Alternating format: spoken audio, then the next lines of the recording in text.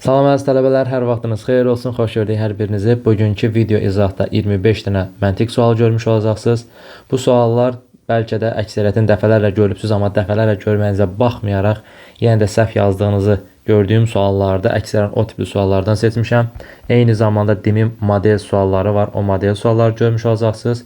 2025-ci ildə DİM sınağa hansı formada sual salmışdı. Oradan da 1-2 dənə sual var. 24-cü ilin, 23-cü ilin sınaqlarına olan suallar var. Ümumilikdə, yəni sizin üçün faydalı ola biləcəyini düşündüyüm tipdə olan 25 dənə sual var ki, onları görmüş olacaqsınız növbəti dəqiqələrdə. Başlayaq birinci sualdan. Deyir 1970-90-cı illər ərzində yer kürəsində 200 milyon hektar meşə örtüyü itirilmiş. Nəsə bunlara oxuyub vaxt itirmək istəmirəm. Mühakimə xarakterli bir sualdır. Bu tipli suallarda əlavə məlumatları qəti şəkildə daxil eləmirsiniz. Yəni, öz bilikləriniz nə yaxşı, bilirsiniz əla. Amma bura əlavə etmək mümkün deyil, olmaz. Burada nə yazılıbsa sadəcə onun üzərindən hərəkət edib variant tapmaq lazımdır. Və bizə də soruşur ki, bu tendensiya aşağıdakı nəticələrdən hansına səbəb ola bilməz? Konkret olaraq demir. Yəni bu hansına səbəb ola bilməz? Ən doğru cavabı seçməyə çalışacağıq. Bəndə yazır ki, dünya əhalisinin qida təminatı probleminin özünü daha qabaqcada büruzə verməsinə. Təbii ki, buna səbəb ola bilər. Niyə? Çünki burada yazır ki, 180 milyard ton əkinə yararlı torpaq qatı məhv edilib. 180 milyard ton əkinə yararlı torpaq qatı məhv olunursa, deməli qida təminatında mütləq şəkildə problem yarana bilər. Mütləq deməyəm, amma qabarıq şəkildə özünü büruzə verər. Zaten burada hansına səbəb ola bilməz deyirik. İndi biz də biləri düşünürük də. Bu ola bilər. Çünki 180 milyard ton əkinə yararlı torpaq qatı gedir. Atmosferdə qazların normal nisbətin pozulmasına. Əgər 200 milyon hektar meşə örtüyü itirilirsə, 200 milyon hektar və səhraların da sahəsi artırsa, normal olaraq meşələr itirsə, səhraların sahəsi artır. Deməli, bu vəziyyətdə atmosferdə qazların nisbətinin pozulmasına səbəb olacaq. Niyə? Oksigen qazı, çünki təminat hardan olur? Təminatı meşələr sahəsində olmuş olur. Meşələr sahəsində yox, meşələr sayəsində davam elətcə bəndə qalsın. Atmosferin qoruyucu ozon qatının nazikləşməsinə. Təbii ki, bunun birbaşa əlaqəsi meşələrlə, oksigenlə əlaqəli olduğuna görə, ağaclarla əlaqəli olduğuna görə, indi ozon qatı birbaşa ağacla əlaqəli deyil, təbii ki, oksigen qazına görə. Deməli, oksigen qazı azalırsa, qazlar nisbəti pozulursa, deməli, atmosferin qoruyucu ozon qatında nazikləşməsinə səbəb ola bilər. Münaqişələrin, müharibələrin artmasına. Təbii ki, əkinə yararlı torpaqlar nə olur? Məhv olur. Meşəlik sahələri qırılır. Eyni zamanda insan sayı 1,6 milyard nəfərə qədər artır və hətta deyir ki, 2030-cu ildə də bu göstərici 10 milyarda çatacaq. Əgər insan sayı artırsa, mütləq şəkildə burada münaqişələrdə, müharibələrdə olma olasılığı artır. Niyə? Çünki yer uğrunda, qida uğrunda mübarizə aparılır. Buna da səbəb ola bilər. Yəni, mütləq bu olacaq deyilmir, amma buna səbəb ola bilər. Amma cəbən də yazır ki, bioloji növ müxtəlifliyinin artmasına. Bioloji növ müxtəlifliyi nədir? Heyvanlar və bitkilər aləmi. Burada söhbət nədən gedir? Meşələrin itirilməsinə. 200 milyon hektar meşə sahəsi itirilirsə, necə ola bilər ki, bioloji növ müxtəlifliyi artır? Meşələrdə də heyvanlar aləmi zəngin olduğuna görə, elə həm bitkilər aləmi, həm də heyvanlar aləmi məhv olmuş o əksinə. Necə yəni arta bilər ki? Artım olmur, cavab olur C variantı. Yəni bioloji növ müxtəlifliyi artımına səbəb ola bilər deyəndə burada insanların artımını nəzərə tutmur. Qatlanmış rəngli kağızda kəslər edilib, fikrən kağızı açın və ona uyğun cavab variantını seçin deyir. Yəni birbaşa cavab dedim keçdim, yəni başqa izahımızda bir şey yoxdur. Baxaq görə burada nədir? Qatlanmış kağızı. Bu tipli testlər işləyərkən testdən testə dəyişir. Bəzən olur ki, ən sonuncu hissədən əvvəlki qatlanmaya baxıb birbaşa tapa bilirsiniz. Amma bəzi məqamlarda, bu tipli suallarda fikir verirsinizsə, məsələn, ortadan tam diaqonal yoxdur da, belə bir diaqonal verib və yaxud da ki, yuxarıdan aşağıya bu düzbucaqlığın qatlanması var. Belə prosesləri bəzən analiz eləmək digərlərinə nisbətən çətin olur. Yəni, bu ortadan diaqonal versə, rahat-rahat hamısından bu ortadan diaqonal çəkib baxarsınız. Amma bu tipli suallarda hissə-hissə baxmağınız daha məsləhətlidir ki, səhv eləmək şansınız da aşağı olsun. Və qeyri-adi bir şey də yoxdur, çətinləşdirməyin bu misalları gözünüzdə, həqiqətən çox rahat şəkildə həll olunacaq hissələrdir. Baxın, buradan əgər bir düz bucaqlı yuxarıya açılacaqsa, nə edirsiniz? Həmin o düz bucaqlığını aşağıdan fərqləndirirsiniz. Deməli, aşağıdan həmin düz bucaqlığını fərqləndirsək, yəni bu hissədən yuxarıya, buranı çəkmirəm artıq, yuxarıya qaldıracaq bu hissəni. Bu hissəni yuxarıya qaldıranda, deməli, çəkməyəcəm dedim, amma çəkirəm, çünki daha yaxşı görəsiniz deyə. Mən bilirəm ki, burada belə bir üç bucaqlının kəsik hissəsi varsa, yuxarıya fırlanma zamanı yenə bir kəsik yaranacaq və belə bir hissə olmuş olacaq. Sonra simmetriyadan söhbət gedirsə, burada belə bir yarım kvadrat varsa, yuxarıya açılanda bunu necə tamlaşacaqdır. Bir də bu üz gedib yuxarı üzlə oturacaqsa, üst-üstə düşəcəksə, yuxarıya da gəlib nə olmalıdır? Belə bir kəsik düşməlidir. Daha sonra başqa nəsə varmı? Xeyr. Yəni buradakı üçbucaq kəsiyini qəti şəkildə qaldırmaq olmaz. Niyə? Çünki mən görürəm ki, o xəttdən aşağıdadır. Yəni düzbucaqlı bunun adiyyəti yoxdur. Düzbucaqlı xəttini zaten aşağıda çəkmişəm da. Bu xəttdən aşağıya düşmək olmaz.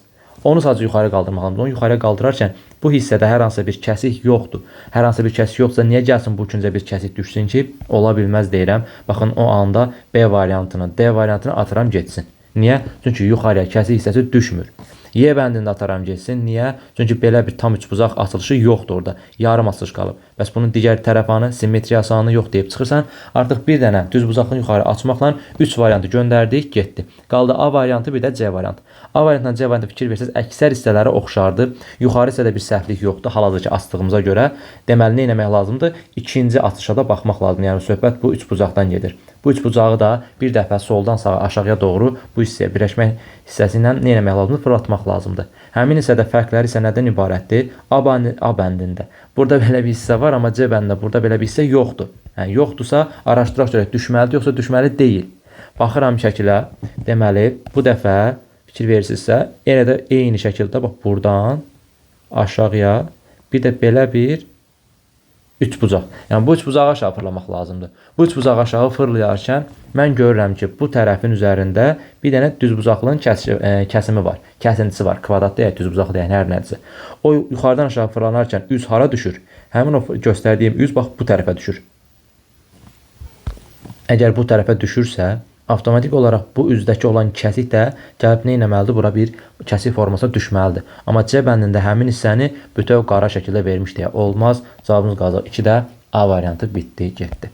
Gəldik 3-cü suala. Bu tipli suallarla da tez-tez rastlaşacaqsınız və yaxud da ki, rastlaşanda əksər tələbəmin səhv elədiyin görürəm deyə bu sualda saldım bu izaha ki, nəhayət ki, bir dəfə də son dəfə baxaq və öyrənmiş olaq.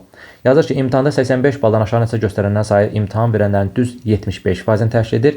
Əgər 85 bal toplayanların sayı 18-dirsə, aşağıdakılardan hansılar doğrudur? Deməli, imtahanda 85 baldan aşağı yığanlar var, 85 bal yığanlar var, bir də 85 baldan yuxarı yığanlar var. Düzdür? Bizə nə deyirdi? Əgər 85 bal yığanların toplananların sayı 18-dirsə, 85-in sayı 18-dir. Bunu qeyd edir. Bir də əvvəldə yazmışdı ki, 85 baldan aşağı nəticə göstərənlər, yəni bu hissə ümumi imtahan verənlərin düz 75%-ni təşkil edir. Yəni 85 və 85-dən yuxarı bal toplayanların 25% olduğunu buradan nəticədən çıxarda bilirsən. Çünki 75% əgər imtahan verənlərdirsə, yəni 85 baldan aşağı yığanlardırsa, normal olaraq 25%-ə nə qalır? 25%-ə həm 85 bal, həm də 85 baldan yuxarı yığanlar qalmış olur. Düzdür? Burada olur nesə 75%. Əvvəlki izahlarda görübsünüzsə, həmişə deyirdi ki, bu faizlər arasında necə əlaqə varsa, ədədlər arasında o əlaqəni yaratmaq mümkündür. Yəni bu 25%, bu da 75%. Biri digərinə nə qədər böyükdür? Arasında dəfə ilə desəm 3 dəfə. Yəni biri 75%-dirsə, biri də 25%-dirsə, biri gələn 3 dəfə böyük orada. Məsələn 100 ədədini 75% 75-dir, 25% 25 düzdür. Bu bundan nə qədər böyükdür? 3 dəfə böyükdür. Ümumi olaraq əlaqələndirsək, yenə də bu 75%lik bir hissə 25%lik bir hissədən 3 dəfə çoxdur. Əgər 3 dəfə çoxdursa, deməli mən bunu necə ifadə edə bilərəm? 85 baldan yuxarı yığanların sayını bilirsinizmi? Xeyr, bilmirik. Nə yazırıq ona? Bilmiriksə x yazırıq. Əgər 85 baldan aşağı toplayanlar 85 və 85 baldan yuxarı toplayanlardan 3 dəfə çoxdursa, onda bu hissəni mən rahat yaza bilərəm. 18 vurulsun, deməli daha doğrusu 3 vurulsun 18 plus x. Niyə? Çünki 18 plus x nə qədərdirsə, o ümumi 25% verir.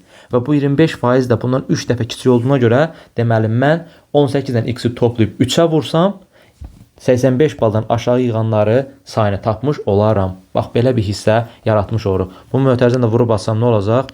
3x plus 54. Artıq mən bilirəm ki, 85 baldan aşağı yığanlar 3x plus 54-dür. 85 yığanlar 18-dir. 85-dən yuxarı yığanlar x-dir. Bu mənə nəyə kömək olacaq? Elə buradakı şərhləri analiz eləmək üçün kömək olacaq. Və işimiz çox-çox rahatlaşmış olur. Yazır ki, ən azı 55 nəfər 85 baldan aşağı nəticə göstərib. 85 baldan ən aşağı nəticə göstərmək üçün, mən misal üçün 85 plus yığanlara 0 desəm, əgər heç kim 85 plus yığmasa, onda orada 3 vurulsun 0, neçə edir? 54. Deməli, ən azı 55 nəfər yox, ən azı 54 nəfər 85 baldan aşağı nəticə göstərib, fikri doğru olardı. Bizdən doğru olan soruşurdu, bu yanlışdır. Ən çoxu 100 nəfər imtahan verib. Yadda saxlayın, bu tipli misallarda ən çoxu tapa bilməzsiniz. Ən çoxu mən hardan bilim ki, 85 baldan yuxarı toplayanlar 10 nəfərdir, 100 nəfərdir, yoxsa 500 nəfərdir. Bununla bağlı bir qadağa say varmı, məhdudiyyət varmı? Xeyr. Yəni bu nə qədər artsa, 85 baldan yuxarı aşağı yığanlarda bir o qədər artır və faiz nisbəti həmişə qorunur. Bu faiz nisbəti həmişə qorunur. Çünki x-in artıb azalmağı düz bundan birbaşa əlaqəlidir. O nə qədər artsa, x də bir o qədər, yəni 13 qatı və plus 54 qədər də artmış olur. Deməli, ən çox 100 nəfər imtahan verib fikrini də doğru qəbul edə bilmərik. Ən azı 72 nəfər imtahan verib. Bəli, bu doğru fikir olacaq. Niyə? Çünki x 85 baldan yuxarı toplayanlara 0 versəm, onda 85-dən aşağı yığanlar 54 nəfər olur. 85 bal yığanlar zaten 18 nəfər idi. Burada da 0. Toplasam bunlar neçə eləyir? 72. Həqiqətən də ən azı 72 nəfər burada imtahan verib. 72-dən az imtahan verən ola bilməz. Ən çoxu 7 nəfər 85 baldan yüksək nəticə götürüb. Bayaqlarım dedim. Mən hardan bilim bu 7-dir, 17-dir, 107-dir, 1000-dir, 5000-dir. Bunların sayını bilmək mümkün deyil. Ən çoxu 7 nəfər fikri də yanlışdır. İmtahan verənlərin sayı 85 deyil. Baxaq, imtahan verənlərin sayı hansılardır? 85 baldan aşağı yığanlar, 85 yığanlar, bir də 85-dən yuxarı yığanlar. Yəni, bu üçünün cəmi. Yazıram 3x plus 54, üzərinə gəl 18, üzərinə gəl x bərabər neçə? 85-ə. Əgər bu tənliyi həll edə bilirəmsə, x konkret olaraq tam ədəd, natural ədəd alınacaqsa, o zaman mümkündür. Amma yox, alınmayacaqsa, deməli bu mümkün deyil. Yoxlayıram, 3x üstünə x gəndə edir 4x bərabərdir. 54-dən 18-in cəmi 72, 85-dən 70 çıxan deyil 13. Burada x bərabər artıqına tamla bir ədəd alınır. 13 4-də tam ədəd kimi bölünmür və bölünmədiyinə görə həqiqətən də doğru fikirdir. İmtahan verənlərin sayı 85 deyil. Çünki o tənlik doğru alınmır. Bizdə doğru olan cavablar hansılar oldu? 3 ilə 5. Bax belə. Gəldik 4-cü suala. 4-cü sualda da əksərən sual işarəsini ən sonda görürsünüz. Görürdünüzmü bəzi misallarda. Bu misalda isə əksinə verir. Yəni, sualı burada verir və soruşur ki, sual işarəsinin yerinə hansı olsa, digər proseslərdə tətbiq olunar və ən sonda sən F cavabını alarsan. Bu tipli suallarda, sual əgər buradadırsa, elə bil, sanki sən tərsdən gəlməlisən. Tərsdən gələcəksən və tapmış olacaqsan. Burada bir dənə x deyirəm. X deyib benzi qarışdırmaq istəyirəm, çünki burada da hərflər var deyə. Elə qoy sual işarəsi kimi qalsın. Deməli, məqsədim nədir? Ən sonda cavabın F olması. Düzdür? Onun üçün nə edəcəm? Birinci baxıram, F ilə onun kəsişməsindən nə alınır? Baxaq. F ilə onun kəsişməsindən. İstəyirsən buradan F ilə onu götür, istəyirsən buradan F ilə onu götür. Həmişə eyni hərfi verir kəsişməli olaraq. Burada da C hərfini verdi, burada da C hərfini verdi. Deməli, F ilə onun kəsişməsi bizə hansı hərfi verdi? C hərfini vermiş oldu. Bundan işim bitdi. Daha sonra, indi mən nəyə baxmalıyam? Ya da belə deyək, tərsdən gələcək dedik deyə, gəlin buradan başlayaq. Baxın, mən ən sonda F cavabını alacamsa, onda bu mötərizə ilə bu P-nin kəsişməsi mənə nə verməlidir? F verməlidir.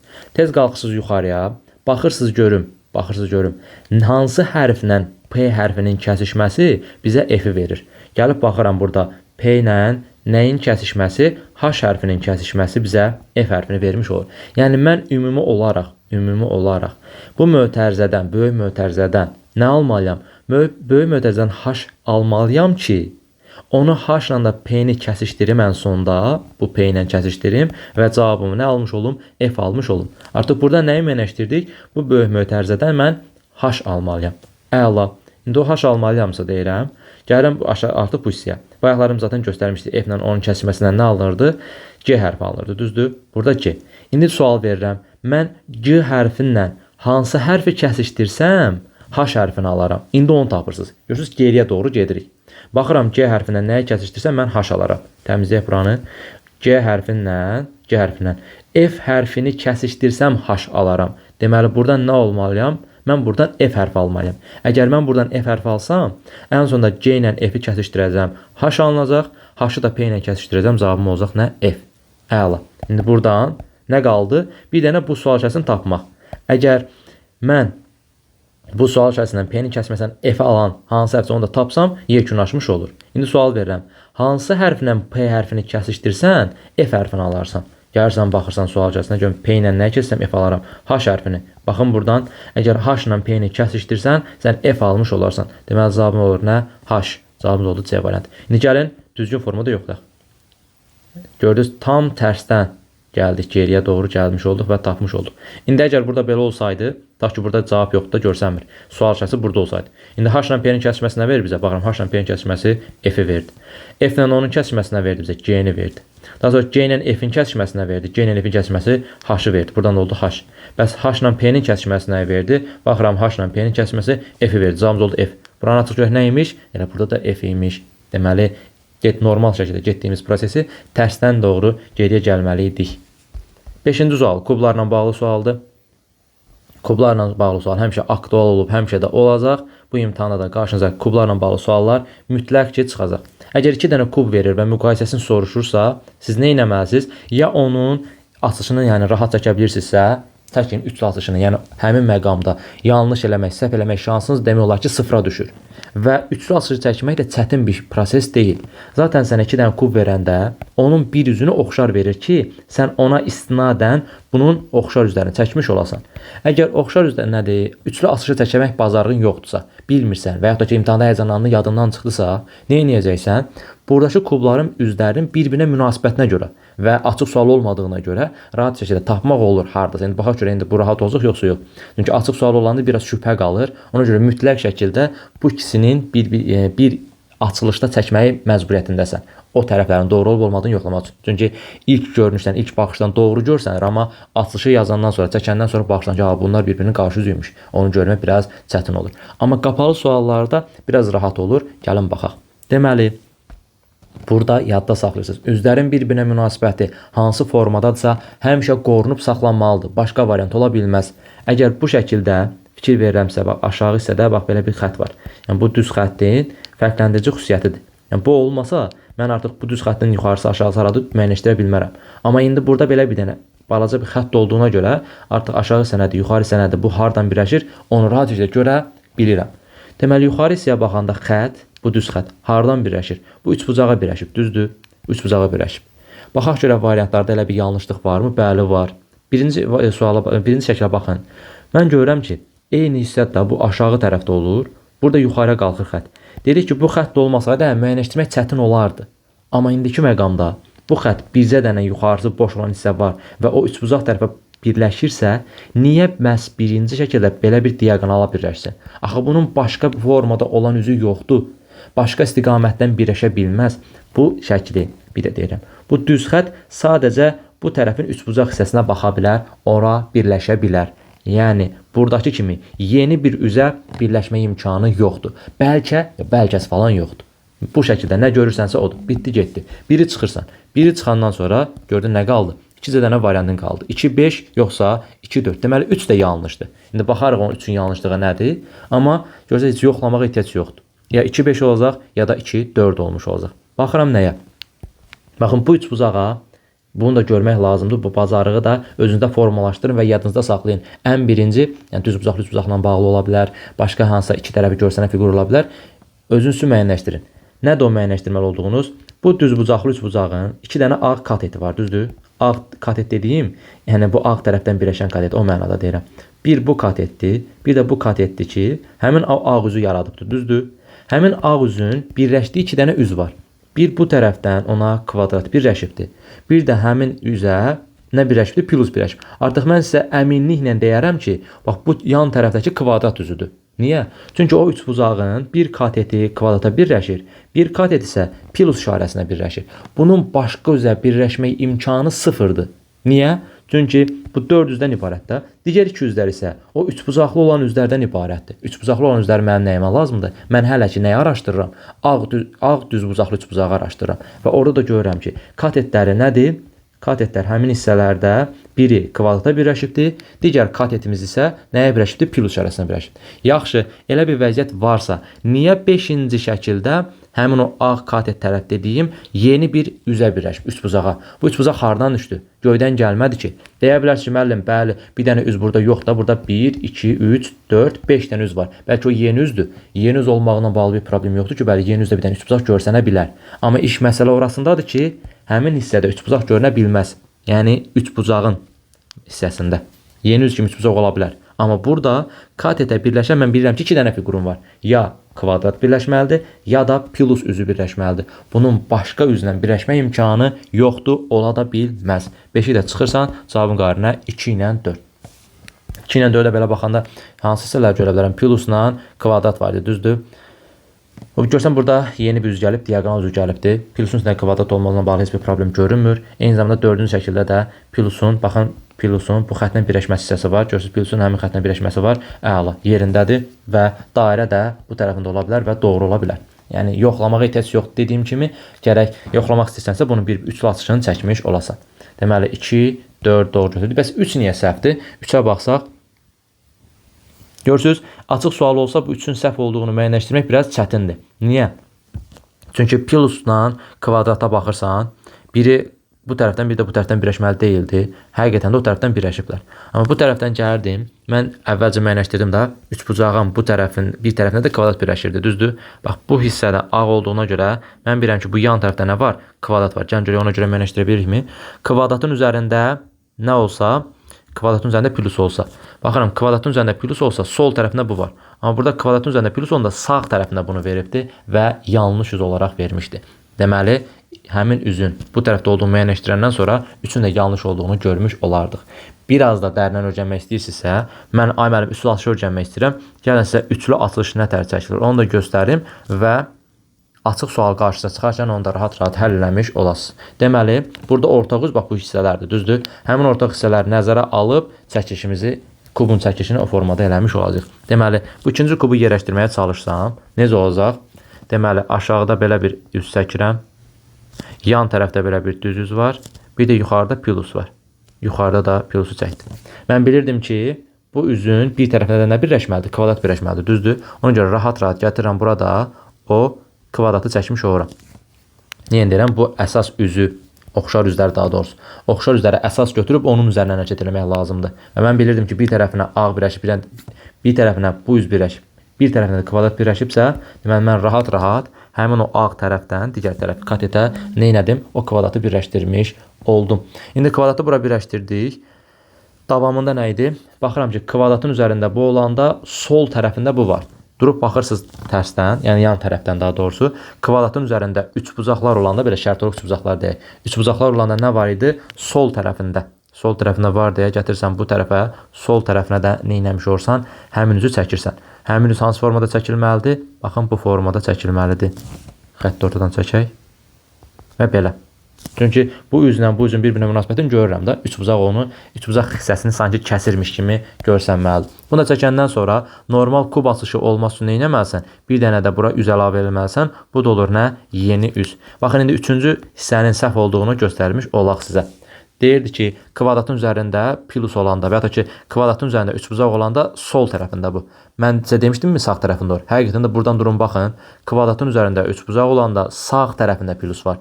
Burada isə sol tərəfində vermişdi deyirik və üçüncü şəklin yanlış olduğunu görmüş oluruq. Və ya da ki, 2-nin 4-ün doğru olduğunu necə müəyyənləşdirərsiniz? Deyək ki, mən 2-də yeni üz vermiş. Gəlin onu yoxlayaq gör, nətər alınır o.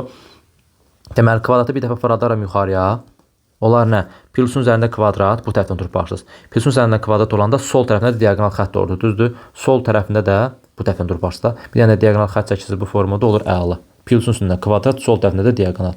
Oldu, bitdi. Bir də bir şey yaddan saxlayın, çıxartmayın ki, verilmiş yeni üzün heç vaxt tərəfə münasibətini səhv çıxarda bilməzsən. Tutaq ki, işdə də sən belə çəkdin xətti, diaqonalı. Yuxarıya köçürtmə zamanı dedin ki, bu formada gəlir. Buna baxın, diaqonal onların təpə nöqtələrinə tərəf çəkilib yanlışdır. Yenə deyirəm, yeni üzə görə sən heç vaxt variantı yanlış eləyə bilməzsən. Çünki sən bilmirsən ki, yeni üz hansı formadadır orada.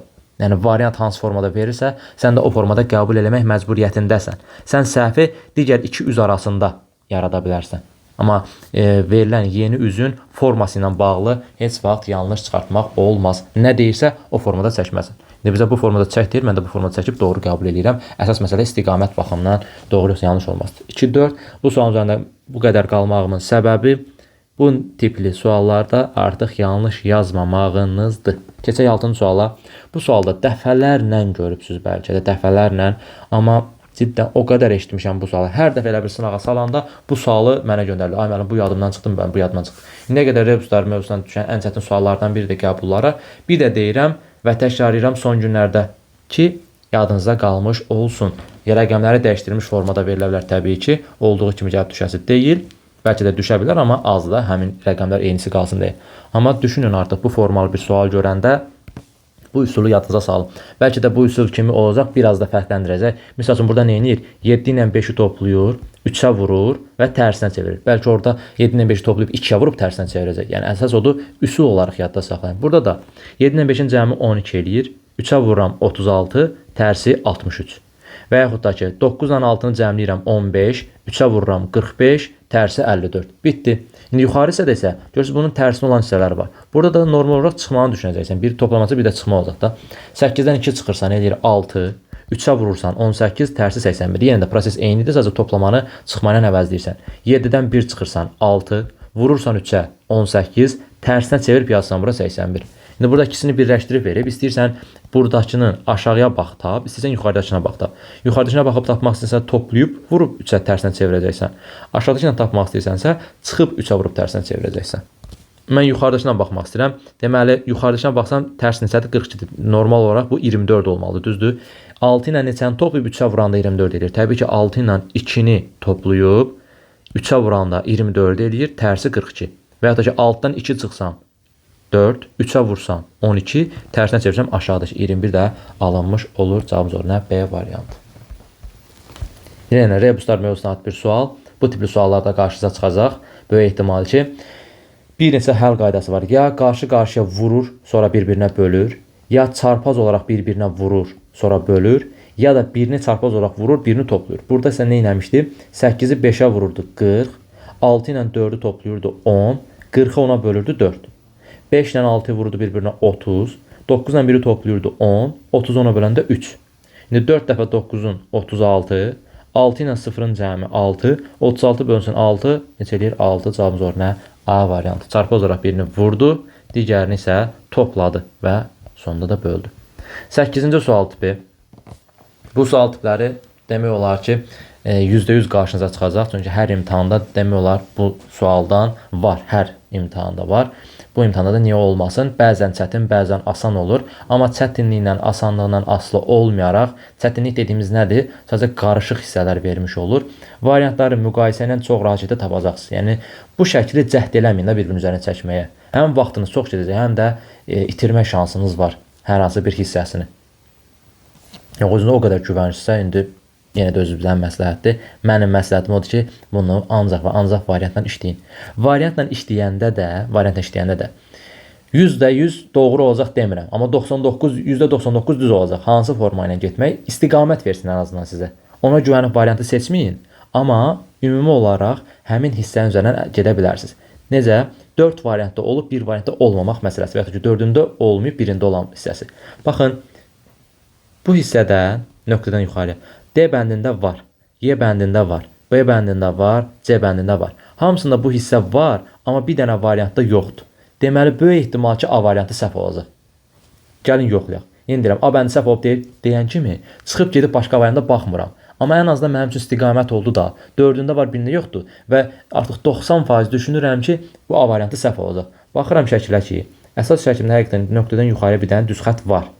Amma tamamlamalı olduğum hissədə onu çəkməyib. Yəni, məni möhtəmə buraxır ki, sən çəkərsən.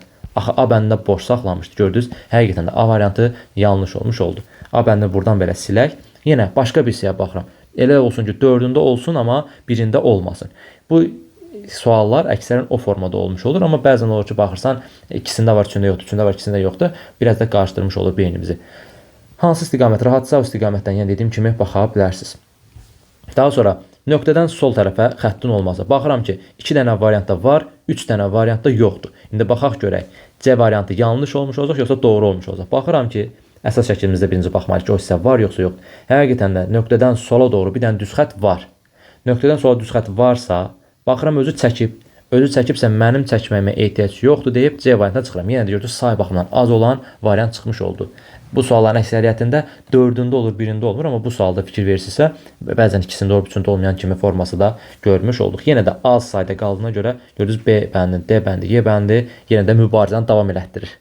Görək, axırda kim qalib gələcək? B, Y və D variantları arasında nəyə baxa bilərəm? Üçbucaq məsələsinə. Üçbucaq məsələsinə baxsam görürəm ki, fikir verin, sildiyim variant olsa belə baxıram. Burada da var, burada da var, burada da var, amma A-da və D-də yox idi. Deməli, 3 dənəsində varsa, böyük ehtimal ki, həmin hissələrdə üçbucaq olmalıdır. Gəlirsiniz, analiz edirsiniz. Baxıram ki, bu üçbucağın Yuxarısı kateter hipotenozu burada, alt hissəsi də buradadır. Üçbucaq formasında, düzdür? Amma çəkilməli olan hissədə üçbucaqdan əsər əlamət yoxdur. Tam dəqiq başa düşmək istəyirsə, nöqtə ilə hərəkət edə bilərsiniz. Baxın, nöqtədən bir addım getdim, sonra yuxarıya bir üçbucaq olmalıdır. Nöqtədən bir addım getdim, yuxarıda belə bir üçbucaq olmalıdır. Üçbucaqdan əsər əlamət yoxdur. Yəni bütöv şəkildə olmalıdır. Gördünüz, yenə üçündə var, ikisində yox idi deyə az olanların sayı ehtimalı az səhv olmuş oldu. D variantda çıxdı getdi. Qaldı bir B variantı, bir də Y variantı. İndi bu B, Y variantı arasında fərq nədən ibarətdir? Bir dənə ona baxaq. Baxaq. Nə var burada? Nöqtədən aşağı gələndən sonra yuxarı qalxan xəttin olub olmaması. Nöqtədən bax bu xəttin olub olmaması. Baxıram, A bəndində var, B bəndində var, amma digər 3 variantda yoxdur. Deməli, böyük ehtimal ki, olmamalıdır. Çünki çoxunluq olan variantda yoxdur həmin hissə. Gəlib baxıram, deməli, şəkildən bir nöqtədən bir aşağı, sonra yuxarıya. Mənə bu lazımdır. Əsas şəklimizdə var.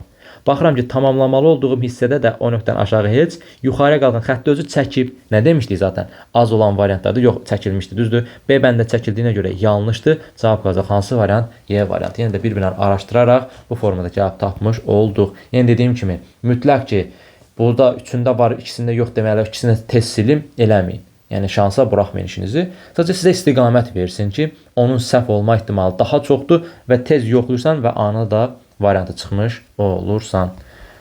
Gələk 9-cu suala, hesab əməllərindən bağlı bir sualdır. Baxıram ki, bircə dənə ən sonda özü verir ki, A bərabər 2 olarsa. Yazıram bura 2. Görək. Bundan sonra hansı istiqamətdən hərəkət edə bilərik? Bu istiqamətdən. Həmin istiqamətdən ki, mən N-in qiymətini neçə ala bilərəm, onu düşünürəm. N-in qiymətini burada 1-dən artıq ala bilməzsən. Niyə? Çünki sən burada B üstəgələk N nədir? B üstəgələk N, maksimum olsun 9 ilə 8, düzdür? Bir-birinə fərqli rəqəmlərdirsə. 9 ilə 8-in cəmi neçə edəcək? 17 edəcək, düzdür? 1 də yadda, 2 də yadda olsun, gətir buraya neçə olacaqsa, artıq yazacaqsan 7 yadda, yaxud da ki, əvvəldən 1 yadda qalsın, yaxud da 2 yadda qalsın. Maksimum gəlib bu neçəyə çıxacaq? 19-a çıxacaq, düzdür? Neçəyə çıxsa da maksimum neçə yadda qalmış olacaq? 1 yadda qalmış olacaq da. 1 yadda qalmış olacaqsa, gəlib buraya ilə həmin istiqamət düşmüş olacaq. Yəni, BN cəmi 9-8 düşünsən, yəni ən son, ən yuxarı qiymətləri düşünsən belə, gəlir orada yadda qalmaq məsələsindən bir dənə yadda qalmış olur, 1 yadda qalır və N həmişə 1-dir. Yəni, 1-dən yuxarıya qiymət qalxa bilməz. Bunu da hardan mən eşidirəm? Buradan, baxın, 2-2-2-nin cəmi neçə eləyir? Üzr istəyirəm, 6 eləyir. Yəni, bura maksimum 9-u qoysan belə, misal üçün deyirəm, ki, bəziləri deyə bilər ki, bəlkə buradan 2 yadda keçdi ora. Keçmir. 9 qoysan belə, bu eləyir 15. 1 yaddadır, düzdür?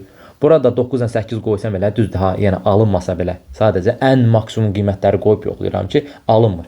9-dan 8-in cəmi 17 eləyir, bir də yadda 18 eləyir, yenə bura 1 qalmış olur. Yəni, nə illah eləyirsən elə, heç vaxt N-in qiyməti 1-dən artıq qiymət ala bilməz. Təbii ki, bu şərtləri qorumaq daxilində. N-in qiyməti 1-dirsə, harada bir N varsa, ora 1 yazmış olursa. N-in qiyməti 1 olandan sonra, indi keçsən B-nin qiymətinə.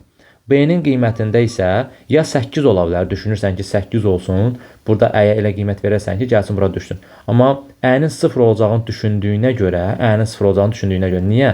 Çünki 8, 1 də yadda qalsa, bu gəlib 10 eləyəcək, 0 yazan 1 yadda. Amma əyə 0 düşsə, axı bu yadda heç ötürə bilməyəcək. Ona görə B-yə 8 düşünə bilmirsən. Çünki əvvəldən yadda ötürməyi heç nə olmaz, 9 düşünürsən. 9-un üstünə bir cənə neçə 10.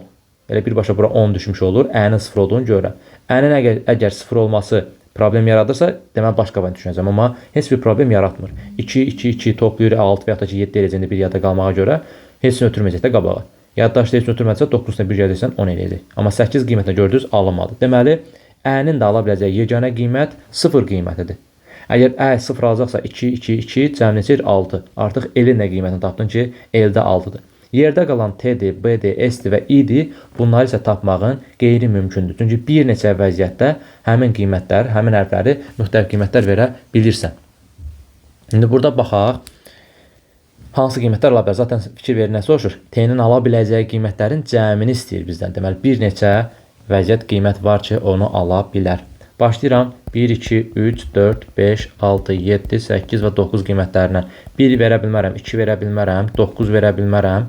0 da getmişdi, hətta 0-ın üstünə xətt çəkək.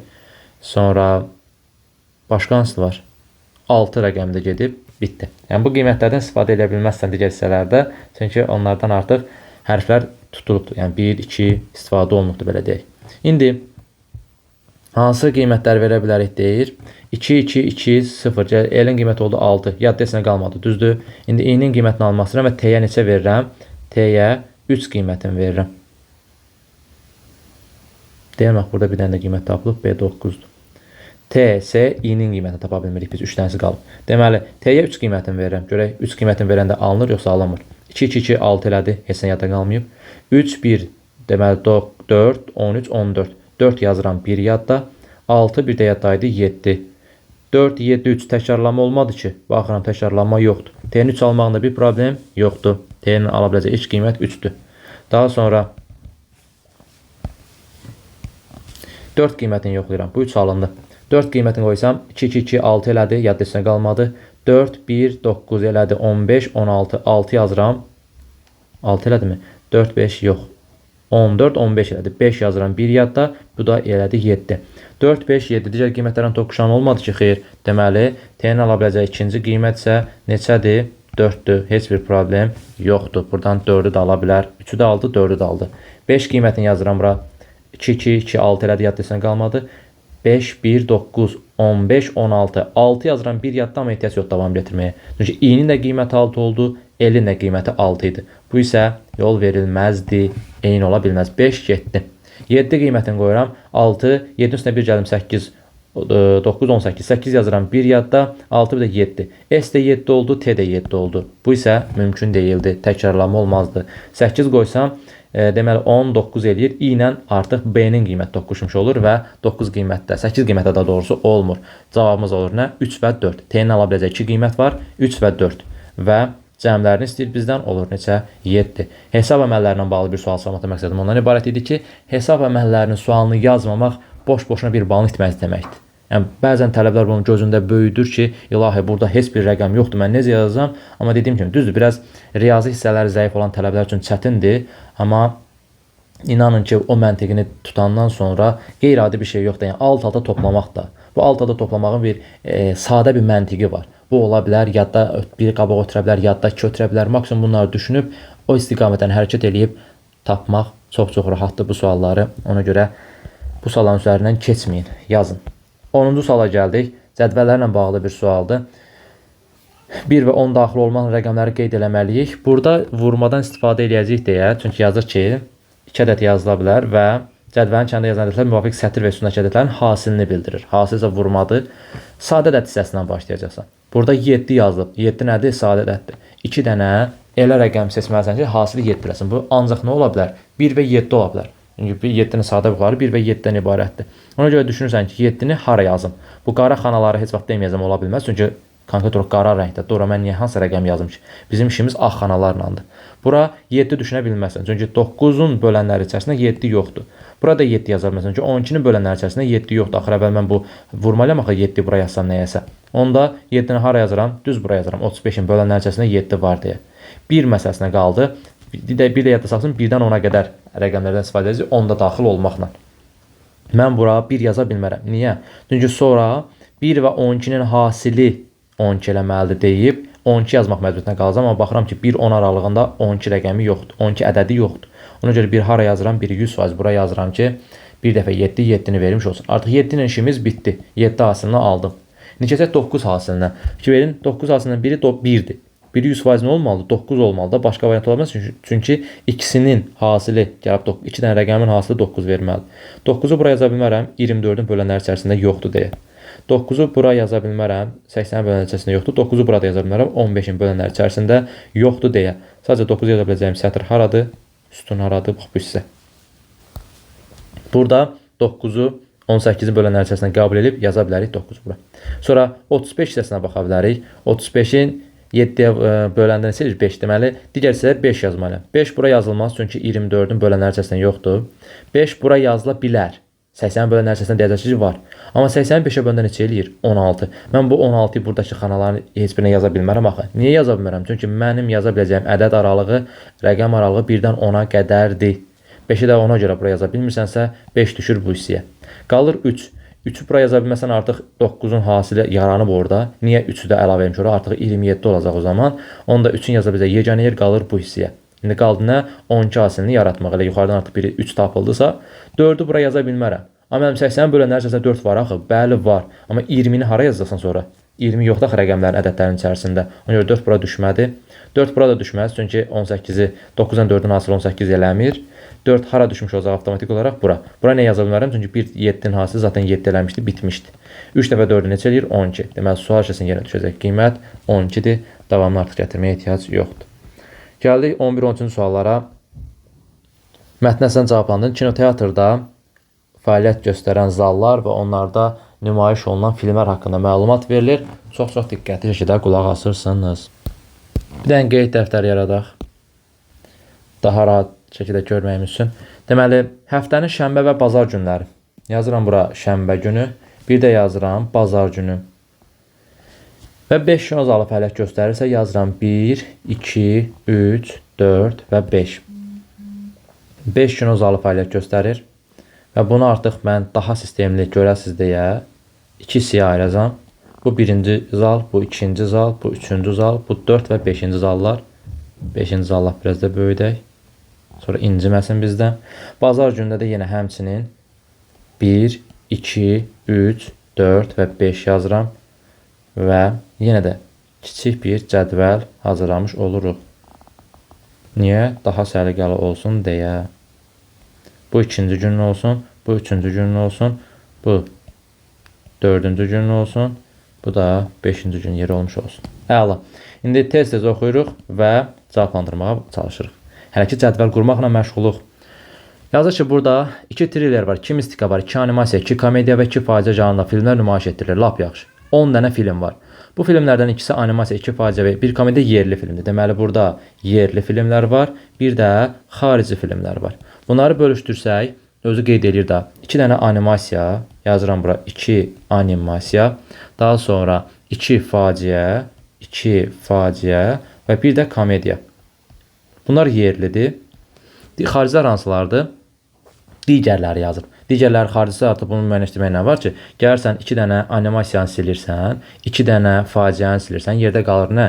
2 thriller, bunu müəyyənləşdirmək nə qədər çətin şey ola bilər? 2 mistika, bir də komediyadan sadəcə ortaq olanları çıxdı. Çünki biri yerlidir, biri də millidir. Biri yerli, bir də milli nə qəşəng. Biri yerlidir, bir də xaricidir. Bunu yazdıq. İndi başlayırıq nəyə?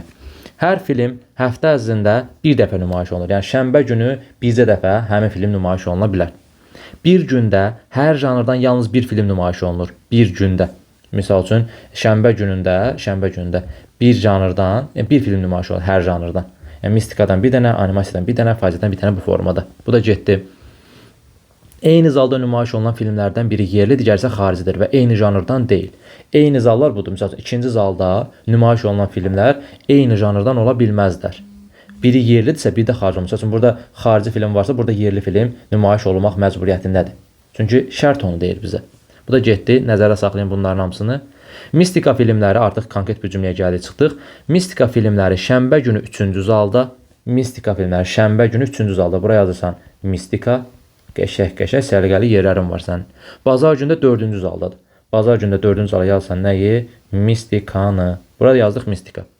Bu getdi. Animasiya filmləri şənbə günü 1-ci zalda. Şənbə günü 1-ci zala yazırsan animasiya. Eyni zamanda bazar günü də 5-ci zalda nümayiş etdirilir. 5-ci zalda gətirsən qəşəng yazırsan nəyi? Animasiyanı. Bunu yazandan sonra yazır ki, bazar günü nümayiş olunan xarici filmlərin sayı şənbə günü nümayiş olunanlardan çoxdur. Lap yaxşı. Yəni hələ bu yazdıqlarımızın yerlisi nədir, xaricisi nədir, onu müəyyənləşdirək. Mən bildim ki, animasiya filmi nədir? Yerli filmdir. Buraya yazıram yerli. Mistika necə filmdir? Xarici filmdir. Buraya yazıram xarici. Daha sonra mistika xarici deyə buraya yazıram xarici. Animasiya da nə idi? Yerli idi. Burada yazıram yerli bir film. Bizə deyirdimi ki, bir zalda hansı, deməli bir dəfə yerli, bir dəfə də xarici olmalıdır. Düzdür? Onda birinci zala baxıram ki, birinci zalda yerli film nümayiş olunubsa, artıq bazar günü həmin zalda xarici film nümayiş olunmalıdır. Sonra üçüncü zalda mistika xaricidirsə, avtomatik olaraq burada nə olmalıdır? Yerli film nümayiş olunmalıdır.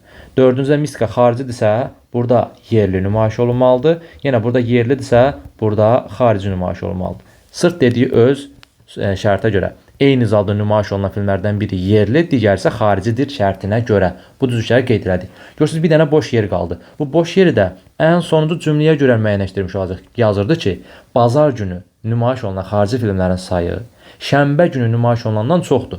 Baxıram, bazar günü hal-hazırda 2 dənə xarici, 2 dənə yerli var. Bazar günündə xarici filmlərin şənbə günə nisbətən çox olması üçün bir dənə şans verdi də mənə ki, bura nə yazım? Bura xarici filmi yazmış olub. Əgər mən bura xarici yazmasam, yerli yazsam, onda bu şərt ödəmək olmayacaq.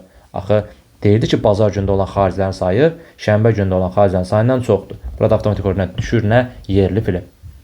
Yəni artıq görürsünüz, bazar günü 3 dənə xarici oldu, şənbə günü isə 2 dənə xarici oldu. Bundan böyük oldu mu, çox oldu mu? Bəli, çox oldu. Əla. Bunu qeyd edəndən sonra baxırsınız ki, hansı filmlər qalıb. 2 animasiya yerləşdirilib. Bu gedib. 2 mistika yerləşdirib, bu da gedibdir. Yerdə qalıb nə? 2 dənə faciə yerli, 2 dənə triller xarici və 1 komediyada hərəsi bir-birinə uyğun olaraq. Bizə deyirdimi ki, bir həftə daxilində həmin filmlərdən yalnız biri nümayiş oluna bilər. Xarici filmlərə baxsan triller. Burada da 2 dənə boş yer var da, düzdür, xarici filmlər var. Sən bura triller, burada triller yaza bilərsən? Mümkün deyil. Çünki bir həftədə hər janrdan bircə dəfə nümayiş oluna bilərdi. Ona görə sən 100% bilirsən ki, bax bu trillerin biri hardadır? Trillerin biri, rəngi dəyişək, 6-cı gün bax bu hissədə yazılmalıdır. Triller. Səbəbi ikisini də dalbadal bura yaza bilməyəcəyindir. Axır əvvəl bir trilleri bir yerə yazmalısan da, yazmalısan axır əvvəldə, apardıq, hara yazdıq, apardıq, şənbə gününə yazmış olduq. Deməli, bunu hələ ki buradan silirəm. Bir də eyni vəziyyət faciəyə aiddir. Faciə nə idi? Yerli filmlər idi, düzdür? Faciə yerli filmlərə aidsə, mən həm bura faciə, həm də bura faciə yaza bilərəm? Əlbəttə ki, yox. Axı bunun əvvəl artıq biri buradan çıxmalıdır. Faciənin əvvəl axır biri buradan çıxmalıdırsa, 100% bilirəm ki, faciə gəlib bura yazılmalıdır. Çünki yerli film bazar günü sadəcə ora qalmışdı. Bunu da müəyyənləşdirəndən sonra artıq yerdə qalan filmləri müəyyənləşdirə bilməzsən hansını hara yazmaq lazımdır. Sadəcə yerli filmlərdə nə qaldı? Faciə gedimsə, bir komediya, bir də faciə qalmışdı. Düzdür? Bir fərqli rənglə yazsaq, içərisən görək nə yazmışıq. Düzdür? Bura yazıram faciə. Burada yazıram komediya, yerli olan komediya. Amma bilmirəm ki, komediyanı bura yazım, yoxsa faciəni bura yazım. Ona görə bir dənə dairə alıb oxlardan istiqamət göstərirəm ki, bunlar yerini dəyişə bilər. Bunların yeri dəyişməsə bir problem yoxdur. Xaricilərdən nə qalmışdı? Triller qalmışdı. Eyni zamanda bir dənə də komediya qalmışdı. Xarici olan komediya. Yenə də bunları dairə alıram və oxlarla göstərirəm ki, bunlar yerini dəyişə bilərlər. Bitdi. Mənim qura biləcəyim cədvəl bax budur. Keçirəm indi suallara. Yazır ki, triller filminin hansı gün, hansı zalda nümayiş olundu əminliklə demək olar. Baxın, elə bayaqlarım əminliklə müəyyənləşdirmək istədiyim hissə buydu ki, triller 100% bilirəm harda olacaq? 5-ci zalda və 6-cı gün. Şənbə günü 5-ci zalda trillerin olması mütləq doğrudur. Amma bazar günü birinci zalda mı olacaq, yoxsa 2-ci zalda mı olacaq? Onunla bağlı konkret bir məlumatım yoxdur. Görürsünüz, bazar günü 2-ci zal yazdım. Mən hardan bilim orada dəqiqdir yoxsa yox? Dəqiq olan sadəcə şənbə günü 5-ci zal idi, onda qeyd eləmiş olduq. 12-ci sualı deyir ki, əgər şənbə günü 2-ci zalda komediya filmi nümayiş olunmuşdursa, artıq bu şərt verir və şərt yalnız və yalnız 12-ci sual üçün keçərlidir. Nə deyir? Şənbə günü 2-ci zalda komediya. Baxın, bunu artıq silirəm. Özü verir də şərt verir ki, 2-ci gün komediya olubsa. 2-ci gün komediya olubsa, avtomatik olaraq 4-cü günə faciə qalır. Bu formada da komediya deyirdi axı, eyni janrdan olanlar eyni zalda nümayiş oluna bilməzlər. O qaydaya əsasən triller cəri bura düşmüş olur. Çünki komediyalar alt-alt ola bilməz. Komediya keçir bu hissəyə. Və bu indiki məlumatlar tam dəqiq məlumatlardır. Yer dəyişmə falan yoxdur. Sırf 12-ci sual üçün. Və variantları oxuyuruq. Məndən istəyir, səhv istəyir. Şənbə günü animasiya filmi nümayiş olunan zalda, yəni 1-ci zalda, bazar günü komediya filmi nümayiş olunub. Bəli, tamamilə doğrudur, baxa bilərsiniz. Xarici film olan komediya şənbə günü nümayiş olunub. Xarici komediya, xeyr, elə yanlış olan budur. Xarici film olan komediya bazar günü nümayiş olunmuşdu. Şənbə günü nümayiş olunmamışdı. Digərlərdə sürət yoxlar. Şənbə günü mistika filmi nümayiş olunan zalda, yəni 3-cü zalda, bazar günü faciə nümayiş olunub. Bəli, doğrudur. Bazar günü animasiya filmi nümayiş olunan zalda, yəni 5-ci zalda, şənbə günü triller olub. Doğrudur. Bazar günü 2-ci zalda xarici film nümayiş olunub. Triller, bəli, doğrudur. Cavabımız orada B variantı. 13-də deyir ki, hansılar mümkün deyil. Yəni, bu sualın heç cədvəl qurmasaz belə tapa biləcəyiniz bir sual idi. Çünki belə bir şərh vermişdi ki, yerli filmlər və xarici filmlər eyni anda nümayiş oluna bilməz. Baxın, animasiya və komediya deyir. Animasiya yerli filmdir. Komediyanın xarici olanı var da. Düşünə bilərsən ki, bunun eyni zalda nümayiş olması mümkündür. Faciə yerlidir, yenə xarici komediya var idi. Ola da bilər, olmaya da bilər. Mistika xaricidir, faciə yerlidir. Bunlar da ola bilər.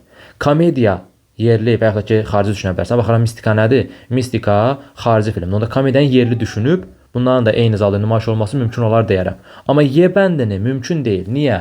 Animasiyada, faciə də 100% nədir? Hər ikisi yerli filmdir. Bu da yerlidir, bu da yerlidir. Bunların artıq eyni zalda nümayiş olunma şansları yoxdur, sıfır vəziyyətindədir. Ehtimalı sıfırdır. Niyə? Çünki şərt vermişdi ki, eyni zalda. Fikir versiniz, şənbə və bazar günü eyni zalda. Şərtdə qeyd eləmiş ki, eyni janrdan olanlar ola bilməz. Fikir verin, biri xarici, biri yanı. Baxın, eyni zalda nümayiş olunan filmlərdən biri yerli, digəri isə xaricidir. Bunu boş-boşuna verməmişdi. Deməli, animasiya, faciə eyni anda nümayiş oluna bilməz. Artıq bir-bir yoxlamağa ehtiyac yoxdur ki, görüm animasiyanın komediya vəziyyəti yarada bilirəm, yoxsa yox. Gəlib yoxlasaz bu cədvəldə, həqiqətən də yaratmaq olur. Baxın elə, birincini yaradıram. Animasiya burada, komediya burada. Oldu da. Deməli, sadəcə yerli və ya xarici hansı variantda verilirsə, biz onu götürməli idik. Bax belə, bu da oldu 11-ci və 13-cü sualın izahı. Çox səliqəli şəkildə yazdıq cədvəlini burada. İndi xətt baxımından səliqəli görünməyə bilər. Amma sistemlik baxımından bunu eləməyiniz vacibdir ki, sonra bir problem yaranmasın. Şərt deyil orada xətləri, cədvəlləri çəkəsiniz, çəkməyin. Amma elə eləyin ki, ən azından sistemli şəkildə gözünüzün qabağında olsun. Bəzən vallah billah sual o qədər rahat olur ki, sadəcə o cədvəli çəkilməməsi, məlumatların qarışıq formada yazılması itirir. Yəni imtahanda olan biri kimi deyirəm, bu prosesdən keçən biri kimi deyirəm ki, imtahanda ab-hava tamamilə fərqli olur. Sən orada, yəni nə dəqiq bilsən belə, gətirib baxırsan, yazıbsan da, bura 5 yazıbsan, amma bəzən olur ki, burada 5 yazan, buradakı 3 qarışır. Amma bunu belə ayırıb, misal üçün bura belə yazılır ki, misal üçün deyirəm, bura tək ədəd yazıb, bura cüt ədəd yazanda artıq onun beyin daha yaxşı konkret şəkildə görür deyə və səhv eləmə şansın az olur. Ona görə bu 11-13-cü sualları sırf o cədvəl baxımından çəkdim və onu nəzərdə çatdırıram ki, bəzən həmin hissələrdə, həmin anlarda beyin daha konkret şey görmək istəyir. Daha konkret olan nədirsə ona fokuslanmağı bacarır və o istiqamətdən gedəndə daha dəqiq və doğru cavaba doğru istiqamətlənmiş olursunuz. Kiçicik bir məsləhətim olsun sizə. Gəldik 14-cü suala. Nədən ibarətdir? 4-dən 4-ü çıxıram 0, kvadratı 0. 6-dan 1 çıxıram 5, kvadratı 25. 8-dən çıxaram neçəsini? 1-ni eləyər 7, kvadratı 49. 1-dən 4 çıxaram -3, kvadratı da 9. Yəni 1-dən 4 çıxaram -3 hissəsi bəlkə də dayandıra bilərsə, dayandırmasan. -3-ün də kvadratı 9 eləyir də. Bəs əvvəldəki ədədlər boş-boşuna mı verilib? Xeyr. 6-dan 4 çıxarsan 2, kvadratı 4. 7-dən 6 çıxarsan 1, kvadratı 1. 9-dan 8 çıxarsan 1, kvadratı 1, yenə də buradan da 1 tapmış olarsan. 3-dən 1 çıxarsan 2, kvadratı 4 eləmiş olur. Cavabımız olur sual şəklinin yerinə 1. 15-ci sual. Qəşəng suallardan biridir. Vakant iş yerinə qəbul olunmaq üçün sənəd qəbulunun ikinci günü, birinci günlə müqayisədə 5 dəfə çox kişi və 2 dəfə çox qadın müraciət etdi. Həmin gün müraciət edənlərin ümumi sayı 41 nəfər idi. Gəlin yenə sistemli şəkildə işləmiş olaq bunu. Deməli, birinci gün var, kişi və qadınlar var.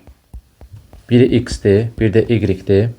İkinci gün isə birinci günə nisbətən 5 dəfə çox kişi dediyinə görə 5X, 2 dəfə çox qadın dediyinə görə isə 2Y qeyd edirəm və ümumi say 41 nəfər idi. O zaman nə olur? 5X üzərinə gəl 2Y bərabər nəyə? 41-ə. Yəni kişi və qadın saylarının cəmi 41 imiş.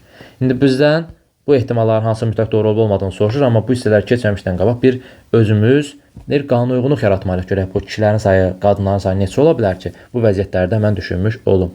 Deməli, göyrəklə qeyd edəcəm nəyi? Əgər mən bura birinci cüt ədədlər ola bilməz, onu sizə sübut edeyim. 2 versən, yəni birinci gün kişi sayını 2 qəbul eləsən, 5 dəfə 2 10 eləyir. Üzərinə gəl 2Y bərabərdir 41 eləyir. Buradan 2Y bərabər 31 eləyir. 31 də 2-yə bölünmür. Yəni qadın sayı tamla tapdır. Olmaz. Və yaxud da 4 qoysan yenə eyni vəziyyət, 6 qoysan yenə eyni vəziyyət. Yadda saxlayırsınız ki, burada cüt ədədləri verə bilməzsə, yəni kişilərin sayı cüt ola bilmir. Cüt ədəd ola bilmir, rəqəm ola bilmir. Nə edəcəyik? Tək ədədləri verir. Tək ədədləri və yaxud da tək rəqəmləri vermiş olacaq. Bura yazıram 1. Əgər bura 1 yazsam, bax buradan qeyd edirəm, bax buradan göyrəklə yazdığım 1 olsun birinci gün olanlar, qırmızı rənglə qeyd edəcəklərim isə olacaq nə? İkinci gün olanlar. Deməli, burada əgər 1 nəfər olsa, olur neçə nəfər? 5 nəfər kişi. Yəni bu birinci gündür, bu birinci gündür, bu da ikinci gündür. Bu da ikinci gündür. Əgər 1 nəfər olsa, burada 5 nəfər olur. Bəs Y-dən necə vəziyyət olur? Deməli, 1 qoyasam, neçə olur? 5, üzərinə gəlir 2Y 41. Yazıram buradan. Birini yazdım, digərlərini yazmayacağım artıq. 2y bərabər 41-ə, 2y bərabər 36-ya, y də bərabər neçə? 18-ə. Deməli, burada neçə olur? 18. İkinci günə düşür neçə? 36 nəfər. Deməli, birinci gündə neçə qadın olmuş oldu? 18. Bu birinci ehtimalındır. Əgər birinci gün bir kişi düşünsən, onda avtomatik olaraq 18 qadın olur. İkinci gün isə 5 kişi və 36 qadın düşmüş olur. İkinci gün ehtimalı nədir? İkinci gün, daha doğrusu ikinci ehtimalımız nədir? İkinci ehtimalımız nədir? 3 dənə kişi düşünmək. Yəni, birinci gün gələn kişi sayını 3 düşünürəm. 3 düşünsən 5 dəfə üçün 15 eləyir. Baxın, 3-ü bura qoyursan eləyir 15. 2y bərabərdir 26-ya, y də bərabərdir 13-ə. Deməli, burada neçə olmuş olur? 13 olmuş olur. O zaman, əgər birinci gün 3 nəfər kişi gəlirsə, ikinci gün 15 nəfər kişi gəlir. Birinci gün 13 dənə qadın gəlirsə, ikinci gün 2 dəfə çox 26 dənə qadın gəlmiş olur. Həmişə bunun cəmin 41 olmağına fikir verirsiniz. Zaten həmin sitədən tapmış oluruq. Daha sonra kişi sayını mən 5 düşünsəm. Əgər 5 nəfər kişi gəlsə, onda nə olacaq? 5 dəfə 5-in 25 eləyəcək. 25-in isə 2y bərabər 41-ə. 2y bərabər doğrudan neçəyə? 16-ya, y bərabər 8-ə. Deməli, burada artıq 8 nəfər olduğunu düşünürsən. 8 nəfər qadın gəldiyini düşünürsən. Buranı silək. Deməli 8. O zaman nə olur? Əgər mən düşünsəm ki, birinci gün 5 nəfər kişi gəlib, ikinci gün 5 dəfə artıq gəlir, orada 25. Burada neçə qalmış olur? 8-in 2 dəfə artığı 16. Yəni toplayın 25-16-nın cəmi neçə eləmiş olur? 41 eləmiş olur. Bəlkə düşünürəm ki, birinci gün 7 nəfər kişi gəlibdir. Olar da, bu da mümkündür. Əgər 7 nəfər kişi gəlsə, 5 dəfə 7-dən 35 eləyir. 2y bərabərdir. 41-dən 35 çıxanda 6 eləyir. Y bərabər 3 eləyir. Deməli, düşünürəm burada artıq 3 dənə qadın var. Əgər mən düşünsəm ki, birinci gün 7 nəfər kişi gəlib, onda ikinci günə qədər kişi gəlmiş olur. 5-i 7-yə vurursan, eləyir 35 nəfər kişi. Qadınlar isə 41 tamamlaması neçə qalır? 3-2-yə vursan, eləyir neçə? 6. Həqiqətən 35-in altının cəmi 41 eləyirmi? Bəli, 41 nəfər eləyir. Çünki ikinci gün gələnlərin sayını kişili qadını cəmi 41 olduğunu vermişdi. Amma artıq sən burada 9 qiymətini yaza bilmirsən. Niyə? Çünki əgər sən burada 9 yazsan, 5 dəfə 9-un 45 eləyir. Bu artıq 41-i keçdi.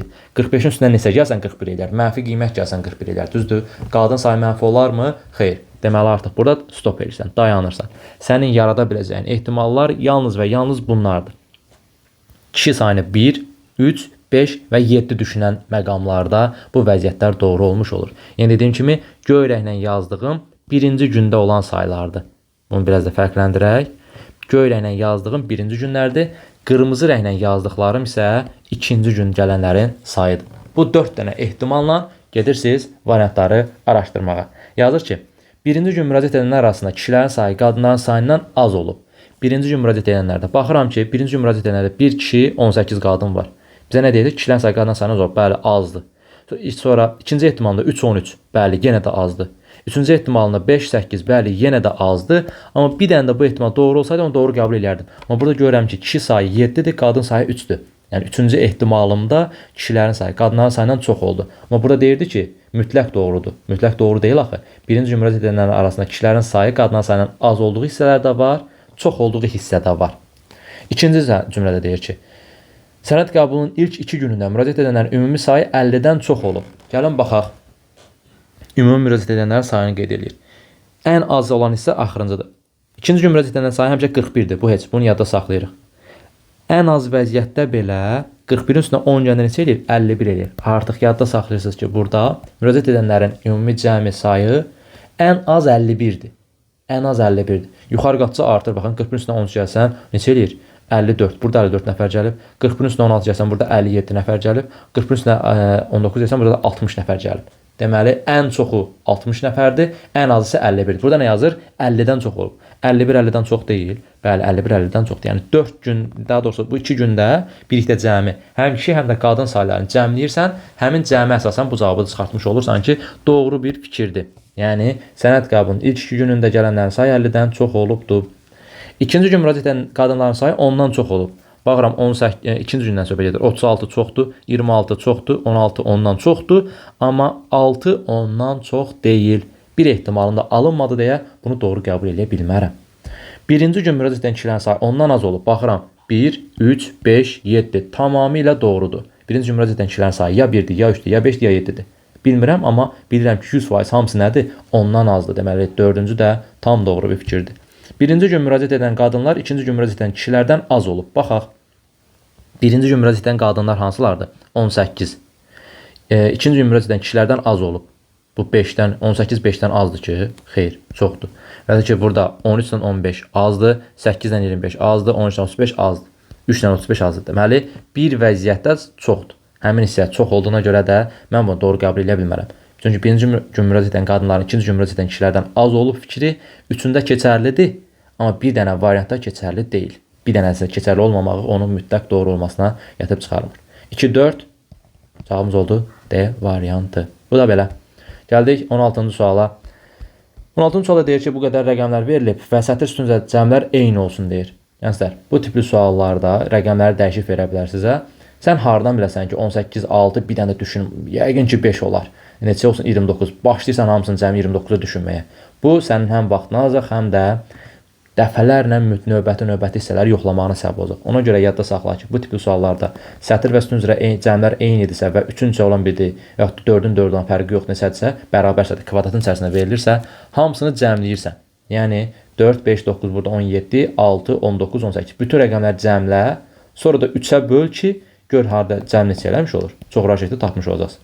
4, 5, 9, 18, 28, 37, daha doğrusu 39, bir də hesablayaq. 9, 18, 28, 39, bəli, 39, 17 də bu neçə eləyir? 56. 56 buradan gəldi. 6, 18 də buradan 24, 24, 19 da bu elədi 43. 56 ilə 43-ün cəmi neçə elədi? 99. Deməli, burada olan bütün ədədlərin, rəqəmlərin cəmi neçə eləmiş oldu? 99 eləmiş oldu. 99. Bu 99 cəmi varsa, deməli sətir üzrə bütün hamısı, sütun üzrə bütün hamısı cəmi neçə olmalıdır? 33. Hardan bildim? 99 3-ə böldüm. Niyə 3-ə böldüm?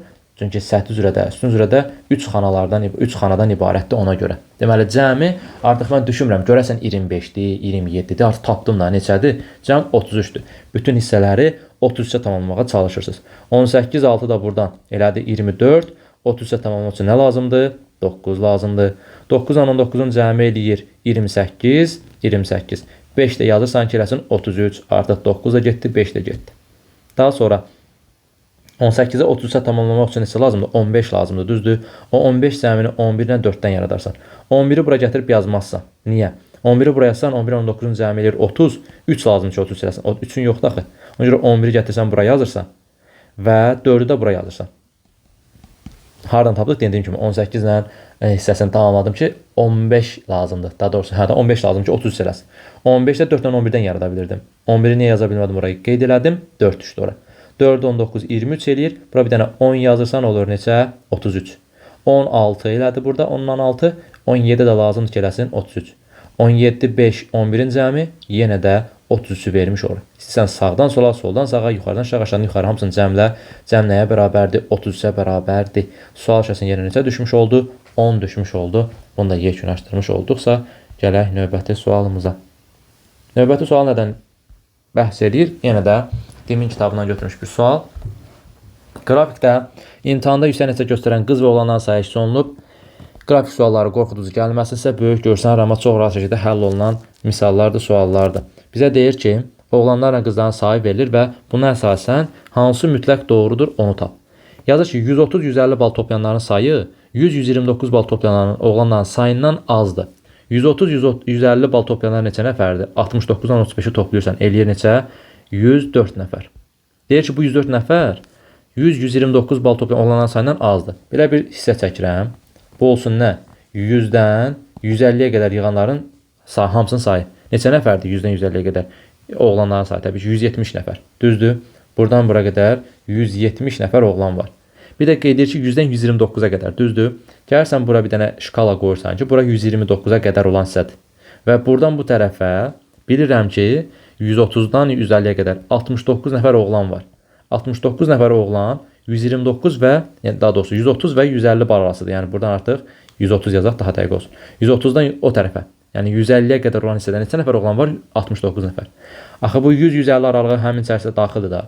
100-150 aralığında 170 nəfər varsa, o 170-in 69-u bu aralıqdadırsa, 100-dən 129-a qədər aralığa nə qədər oğlan qalmış olur? 170-dən 69-u çıxsa nə edir? Nə qədər? 101 nəfər oğlan. Deməli 101 nəfər oğlan 100 və 129 aralığında bal toplayıb, 69 nəfər də 130-dan 150-yə qədər toplayıbdır. Cəmi 170 eləyirmi? Eləyir.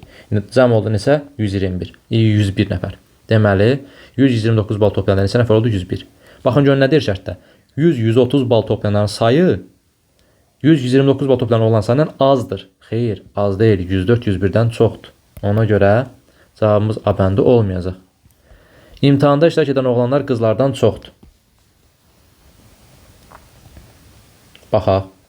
İmtahanda iştirak edən oğlan qızlardan çoxdur. Baxaq dedim, amma baxmırıq. Niyə baxa bilmərik? Çünki mənə imtahanda iştirak edənlərlə bağlı bir məlumat verməyibdir. Hardan bilim mən oğlanların sayı çoxdur, qızların sayı çoxdur. İmtahanda iştirak edənlərin sadəcə 100-150 bal toplayanlar və 130-150 bal toplayanlar haqqında məlumat verir. İndi burada başqa bal aralığı yoxdur ki. Niyə yoxdur ki?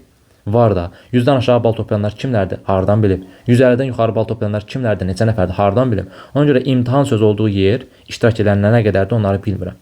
130 bal toplayan oğlanlar 130 bal toplayan qızlardan çoxdur. Burada sadəcə 130 və 150 aralığında intervallar verilir. Baxıram, 130 və 150 aralığında interval verir. Mən hardan bilim ki, 130 bal toplayan neçə nəfərdir? 135 bal, 137 bal, misal üçün deyirəm, 149 bal. Bu toplayanları hardan bilim? Sadəcə interval daxilində bilirəm ki, 130-150 aralığında bu qədər şəxs oğlan, bu qədər şəxs qız neyinib, bu bal toplayıbdır bu aralıqda. Amma mən dəqiq bilmirəm axı 130 bal toplayan oğlanlar 130 bal toplayan qızlardan nə qədər çoxdur. Yəni burada 69 nəfər qeyd edir. 69-un burada nə bal topladığını mən bilmirəm. Aralıq olaraq bilirəm sadəcə. Ona görə də bu müqayisəni apara bilmərəm. Sonra yazır ki, 100-150 bal toplayanların 1/3 130-150 bal toplayanlardır. Deməli, 170 ilə 142-ni toplayıram. Neçə eləyir? 170 ilə 142-ni toplayanda eləyir neçə? 2, 1 yazıram, 1 yadda, bu yazıram 412. Düzdür? Deyəcəksiniz, yox, 412 eləmir. Yox, 412 eləyir. Amma riyazi bilikləriniz yoxdur. Üzr istəyirəm bu zarafata görə. Bayaqçı A bəndində yadıma gəlmişdi, amma burada tətbiq elədim onu. Riyazi biliklərinizi yoxurdum, görüm düzdür, yoxsa yox. Deməli, 7-4 gəlində eləyir neçə? 11, 1 yazıram 2 yadda.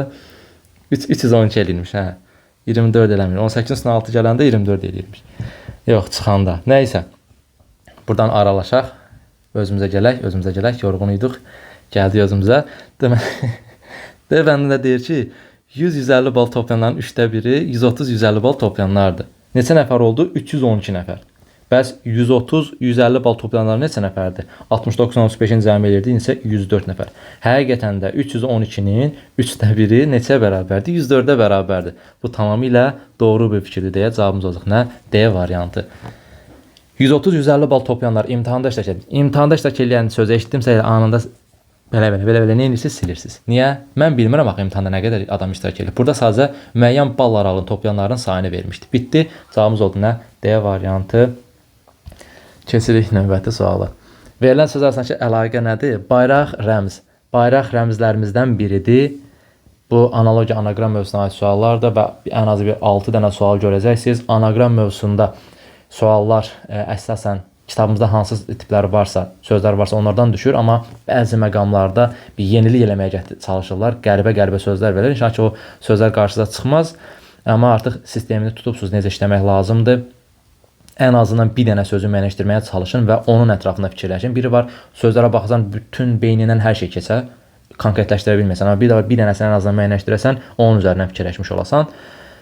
Həmişə o formada yanaşın, daha da konkretləşdirəcəksiniz və yaxud da ki, 2 dənə, 3 dənə sözü tapdınız, ən azından digərlərinə əlaqələndirib, inşallah ki, o savabı da, hansı cavabsa, doğru cavab nəsə, onu da tapmış olarsınız ki, digərlərinə əlaqələndirib, yəni ikisi, misal üçün, meyvədir, atıram, bir dənəsi tərəvəzdir, bu tərəvəz olan çıxım, digərlərini tapa bilməsəz belə.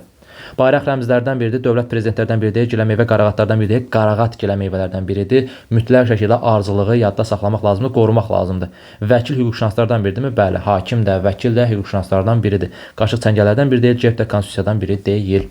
Gəldik 19-cu suala. Rebuslar mövzusuna aid bir sualdır. Rəqəmlərin çoxluğunu görürsünüz. Nəinki rebuslar mövzusu, eyni zamanda cədvəllər mövzusu üçün də keçərlidir ki, bu qədər rəqəm görsə ən azından birinci toplamağı, ya ədəd toplamağı, ya rəqəmlərini toplamağı yoxlamalısınız. Yoxlayaq. Fikir verirəmsə, bu üçü yuxarıdadır, bu 4 dənəsi də aşağıdadır. Elə həmin hissələrdən ya bunları bir-birinə vurub yuxarıdakından çıxır aşağıdakının cəmləri, ya da elə hamısı üçünün cəmi bu üçünün cəminə bərabər olacaq. Yoxlayıram indi. 10, 14, 24, sonra 49. Bura 49 elədi. Yuxarıda baxıram ki, 49 eləmiş olur 3-ünün cəmi. Deməli, digər 3-ünün, yuxarıdakı 3-ünün cəmi aşağıdakı 4-ün cəminə bərabərdir deməkdir. Yəni, bu suallar bəlkə də görürsünüz. Məqsəd nədir? Bu tipli sualları görəndə qorxub qaçmayın. Sadəcə ən azından birinci rəqəmlərin cəminə baxın, ikinci ədədlərin özlərinin cəminə baxın, üçüncü burada verilən 2 dənə rəqəmin hasili ilə buradakından əlaqə qurmağa çalışın. Ya toplayır, ya çıxır, aşağıdakıların cəminə bərabər götürmüş olur əksərən. İndi burada 17, 18, 26, 35, 2, 4, 6 nə lazımdır? 29 lazımdır ki, cəm ümumilikdə 35, 35 bərabər olmuş olsun. A variantı keçdik sürətli şəkildə 20-ci suala. Bu tipli suallarda sağa gedəndə, sola gedəndə, yəni bu da bayaq göstərdiyim rebus sualı kimi tez-tez yaddan çıxan suallardandır.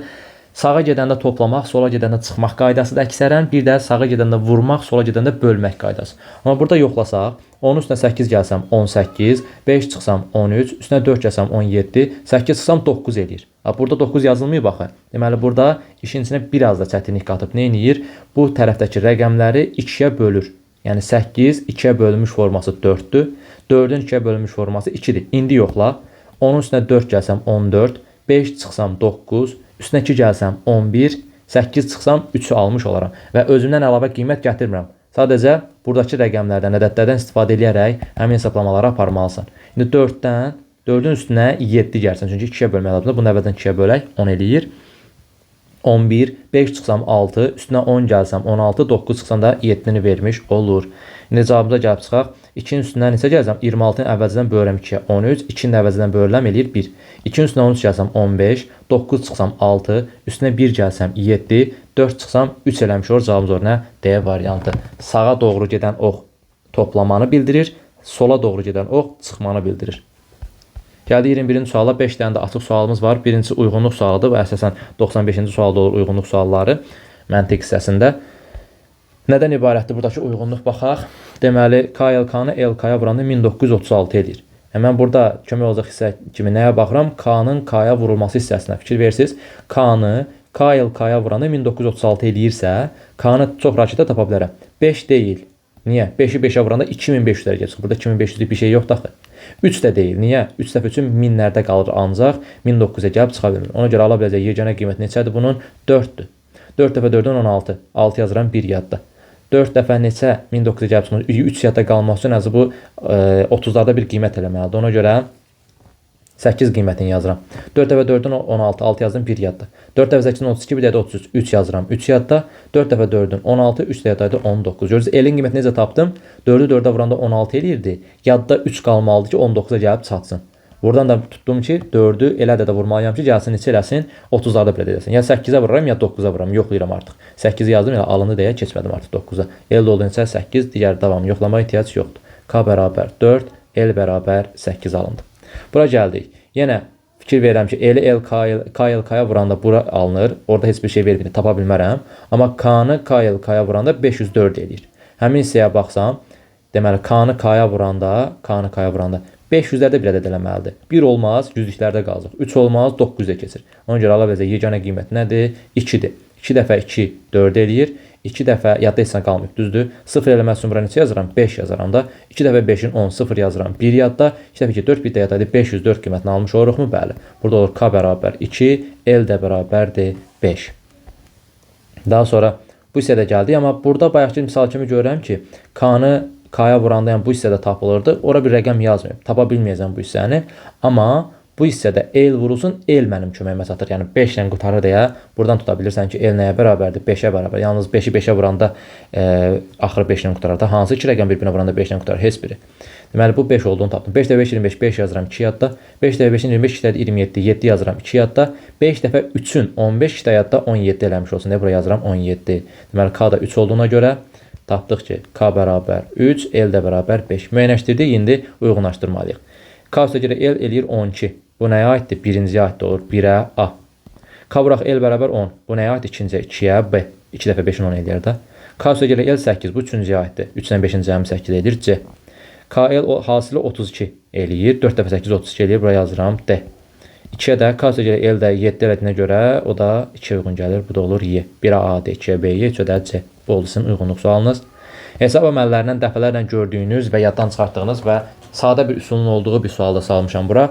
Əgər bu formada misal görürsünüzsə, Bölənləri görürsünüz 17 17-dir. Burada AB CD yazıb və AB çıxaq CD yazırsa, mütləq şəkildə bu qaydanı tətbiq edə bilərsən. AB-nin qalığı neçədir? 10. Gətirsən buraya yazsan 10. CD-nin qalığı neçədir? 13. Gətirsən buraya yazsan 13. Ondan 13 çıxanda neçə eləyir? Üzr istəyirəm. -3 eləyir. -3 deyə bir qalıq olmadığına görə avtomatik olaraq nə edirsən? Buradakı 17 ilə toplayırsan. -3 ilə 17-ni toplasan neçə eləyər? 14. Deməli sənin cavabın 14. Amma müəllim, bəlkə bu üsul yadımdan çıxdı. Yadından çıxdı, Allah canımı sağ eləsin. Nə edəcəksən? Bu şərti boş-boşuna verməyib. O şərti gözləmək şərti ilə, qorumaq şərti ilə qiymətləri verəcəksən. Buraya yazılan misal üçün 1, buraya yazıram 3.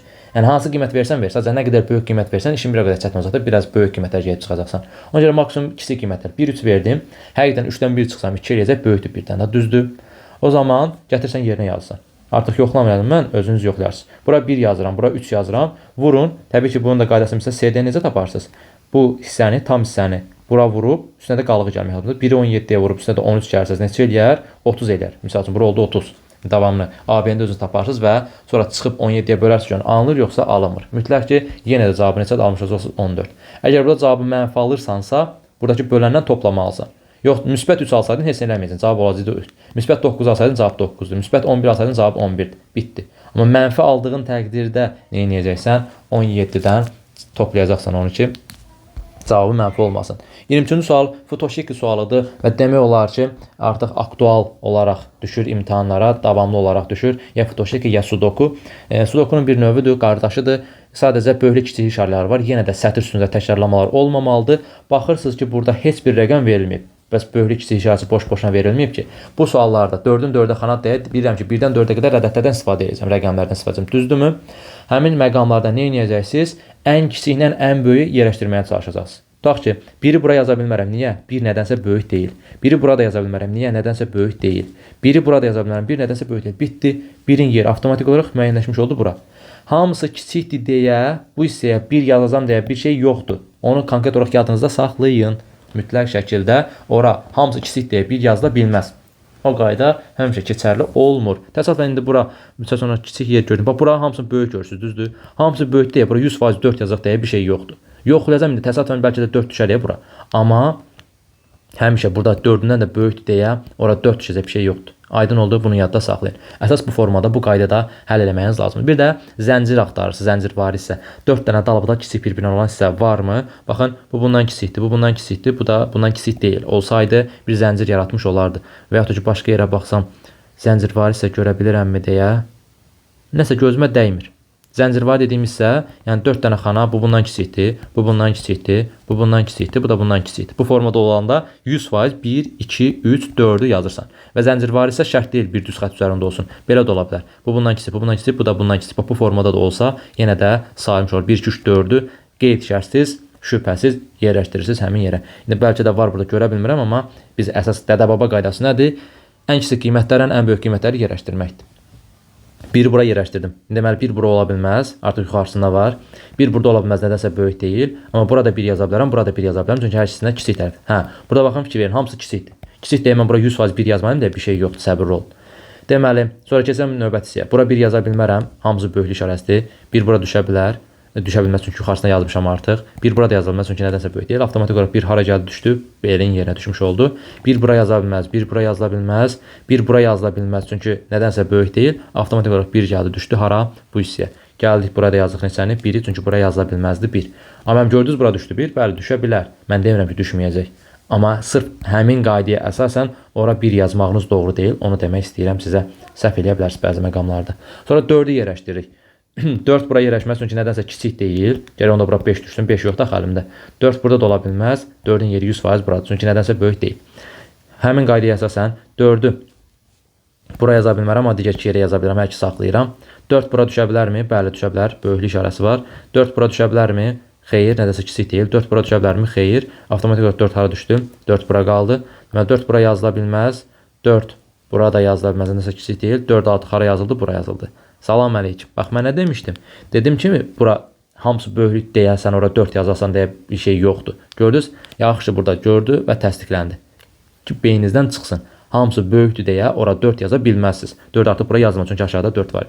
Burada var da 4 dənə 4 3-dən böyükdür. 3-dən böyük ola bilməz ki, ola bilər. 4-dən də böyük deyə həmin hissələrə ən böyük və ya da ki, ən kiçik qiyməti yazmaq olmaz. 1 ilə 4 yerləşdirəndən sonra işimiz nə oldu? Çox sadə. 2-nin 3 qalmayıb. 2-ni bura 3 yazsan ki, 2 kiçikdir, 3-dən olsun.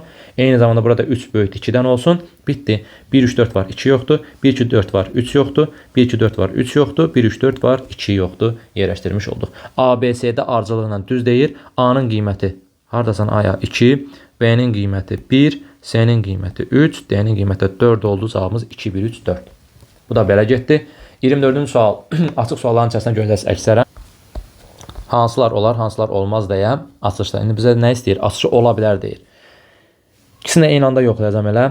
Ortadan diaqonalla bölsəm, ilk baxımdan problem görsənmir. Amma yuxarıdan aşağıya belə böləndə hər ikisi eyni istiqamət olduğuna görə bunlar bir-birinin güzgəçisi ola bilməz. Simmetrik ola bilməz. Yəni diaqonal xəttlər biri belədirsə, biri də bu formada olmalıdır. Güzgəyə baxan. Bir yanlışdır. 2-yə baxıram. Belə bölgüdə yuxarıya fırladılma zamanı heç bir problem yoxdur. Əsas məsələ, baxın bu hissələrdədir. İçəriyə doğru görürsünüz. Çökək hissəsi varsa, elə burada da çökək hissə ilə davam eləyir. Oxlarda bir problem yox, ulduzlarda bir problem yox. Bu istiqamətdə bölsəm, yenə də çökək hissə ilə davam edir. Çökək hissə ilə davam edir. Eynidir. Oxlar ikisi də güzgüyə baxır. Doğrudur. Ulduzlarda da ikisinə də fikir versiniz. Güzgüyə doğru əyilmə var, meyillilik var. Orada da doğrudur. 2-ni götürəcəm. 3-ə baxıram. Yuxarıdan aşağı fırladılma zamanı bura çökəkdir. Burada çökəklə başlayır. Doğrudur. Bura qabarıqdır. Yəni bura qabarıqla başlayır. Burada doğrudur. Oxlar yerindədir. Oxlar istiqamətdə yerində. Bəs bu formada baxsam yanlışdır. Fikir verin. Ən incə məqamlardan biri daha bu. Bura baxın. Bura qabarıq hissədir. Amma bura çökəkdir. Bəlkə bura nöqtə də qoya bilərsiniz. Baxın.